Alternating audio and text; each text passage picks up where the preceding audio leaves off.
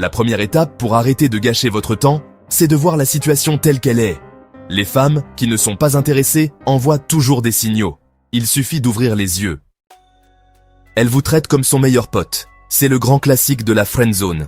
Vos conversations sont légères, pleines de haha et de blagues, mais jamais profondes. Elle vous parle de ses problèmes, peut-être même de ses autres rendez-vous, mais s'intéresse-t-elle vraiment à votre vie, à vos doutes, à vos ambitions? Le contact physique, lui, reste platonique. Une tape sur l'épaule, une accolade rapide.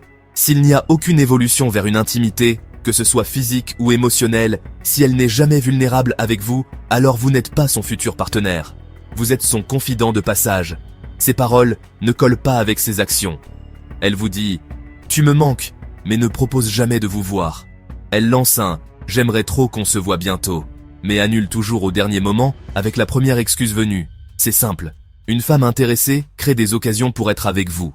Une femme qui ne l'est pas crée des excuses. Si ces promesses restent en l'air et que vous êtes le seul à envoyer le premier message, à relancer, à organiser, la messe est dite.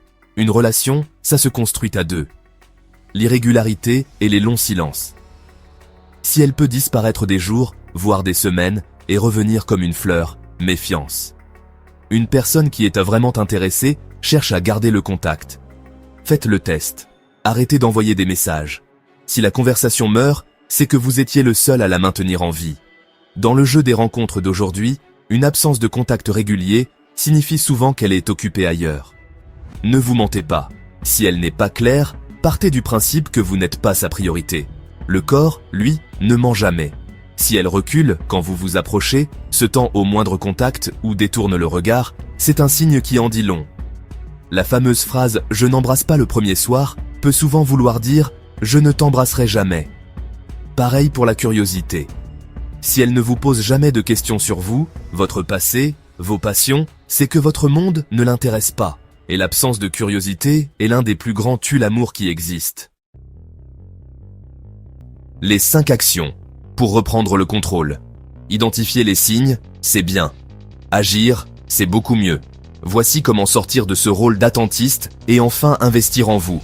Mettez les choses au clair, et vite. Arrêtez de naviguer dans le flou. Proposez un vrai rendez-vous, clair et direct.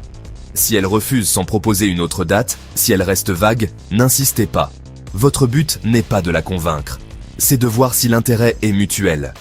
Une seule proposition, ça suffit. Investissez à la hauteur de ce que vous recevez. Une relation, c'est un investissement. N'y mettez pas plus d'émotion, de temps ou d'argent que ce qu'elle y met.